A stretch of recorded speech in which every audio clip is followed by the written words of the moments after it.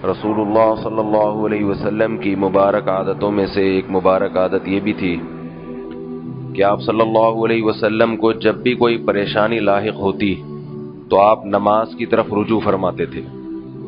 ये सुन्नत भी तकरीबन छूट चुकी है।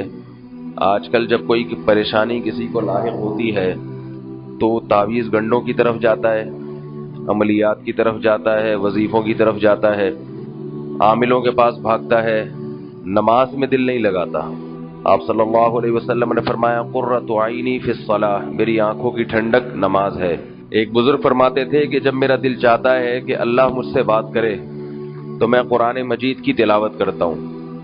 सब बातें अल्लाह करता है मुझसे उसमें, और जब मेरा दिल चाहता है कि मैं अल्लाह से बातें करूं तो मैं नमाज की नीयत बांध लेता हूं। उसमें सब बातें इंसान अल्लाह से करता है। जब कोई तकलीफ हो, गम हो, नमाज पढ़नी चाहिए और नमाज के बाद फिर दुआ मांगनी चाहिए।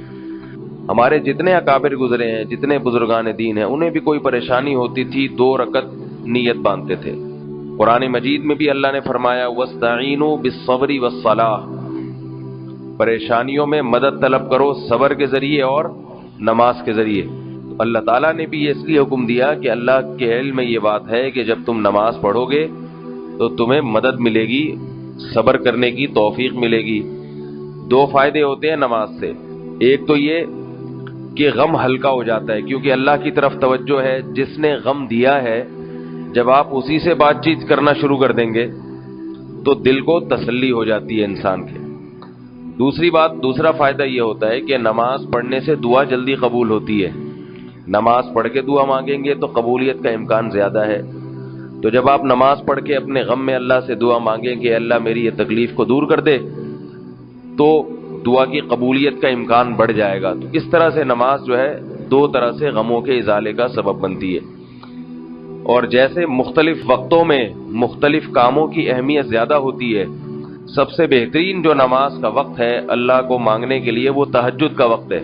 सही बुखारी और मुस्लिम की रिवायत है, रात का जब तिहाई हिस्सा रह जाता है तो अल्लाह रब्बुल इज्जत आसमान दुनिया पे नुज़ूल फरमाते हैं जैसा कि उसकी शान को लायक। और फिर क्या फरमाते हैं, मन यदऊनी फअस्तजीब लह, कोई है मेरे बंदों में से मुझसे दुआ करने वाला, मैं उसकी दुआ को कबूल करूं। मन यसअलुनी फअतियह, कोई है जो सवाली में उसके सवाल को सुनकर उसको अता कर दूं।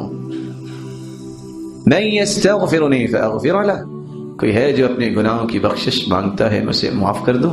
और दूसरी रिवायत के अल्फाज हैं हल मिन मुस्तगफिर, कोई है बख्शिश मांगने वाला। हल मिन मुस्तरज़िक, हल मिन दाइन, कोई है रिज़्क़ का मुतलाशी। फला यज़ालु कज़ालिक हत्ता युज़ी अल फज्र, जब तक फजर का वक्त नहीं हो जाता मालिकुल मुल्क अपने बंदों को बुलाते हैं, आओ मुझसे जो लेना है ले लो। अल्लाह रब्बुल इज्जत इस वक्त को गनीमत समझने की तौफीक अता फरमाए। रसूलुल्लाह सल्लल्लाहु अलैहि वसल्लम का फरमान है अल्लाह ताला 3 लोगों को बहुत पसंद करते हैं। सलासतुन युहिब्बुहुमुल्लाह व यضحक इलैहिम व यस्तबशिरु बिहिम, 3 लोगों को जब देखते हैं तो अल्लाह मुस्कुराते हैं, खुश होते हैं। उनमें से एक वो है, कौन सा शख्स, लहू इमराअतुन हसना व फिराशुन लय्यिनुन हसन, बीवी भी है और नर्म मुलायम बिस्तर भी है।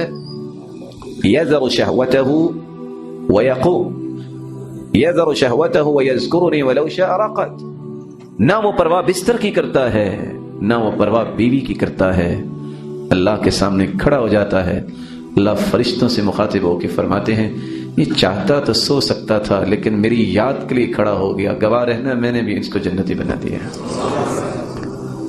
किसी को कोई गम हो, मैं दावे से कहता हूं, गारंटी से कहता हूं, किसी भी किस्म का दुनिया का कोई गम लगा हो उसको, वो किसी तरह हिम्मत करके रात को तहज्जुद में उठे और 2 रकत तसल्ली से पढ़ के अल्लाह से मांगे तो देखे कि उसके दिल का बोझ कितना हल्का हो जाता है।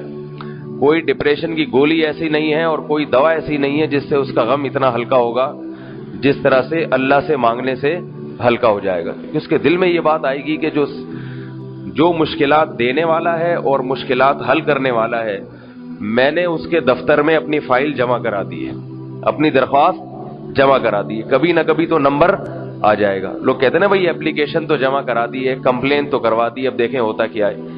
तो हम तो दुनिया के दफ्तरों में कंप्लेन करवा के मुतमईन हो जाते हैं, حالانکہ اس میں 100% اس کا امکان نہیں ہوتا کہ آپ کی اپلیکیشن منظور بھی ہوگی. تو اللہ کے دفتر میں تو 100% امکان ہوتا ہے کہ وہ منظور ہوگی. البتہ اللہ تعالیٰ کے ہاں منظور کرنے کے طریقے مختلف ہیں. کسی کی فوراً منظور، کسی کی دیر سے بھی منظور ہوتی ہے، تو اس پہ بھی انسان کو تسلی ہوتی ہے کہ بھائی میں نے درخواست جمع کرا دی ہے، اب اللہ تعالیٰ اس غم کو اگر بڑھا رہے ہیں، طول دے رہے ہیں، تو اس میں میرا فائدہ ہوگا، میں نے اپنے کوائف پورے کر لیے ہیں. ایک تسلی ہوتی ہے. تو اللہ تعالیٰ ہمیں رسول اللہ صلی اللہ علیہ وسلم کی اس سنت کو زندہ کرنے کی توفیق عطا فرمائے. گھروں میں اس کا معمول بنانا چاہیے، بچوں کو سکھانا چاہیے کہ بھائی نماز میں دل لگاؤ، جب کوئی پریشانی ہو نماز پڑھ کے اللہ سے مانگا کرو. اللہ تعالیٰ سمجھنے کی، عمل کی توفیق عطا فرمائے. اگر آپ چاہتے ہیں کہ آپ کو اسلام سرچ کے نیو ویڈیوز کے بارے میں اطلاع ملے تو آپ اسلام سرچ کے چینل کو سبسکرائب کریں. موبائل یوزرز سبسکرائب کریں اور بیل بٹن دبائیں.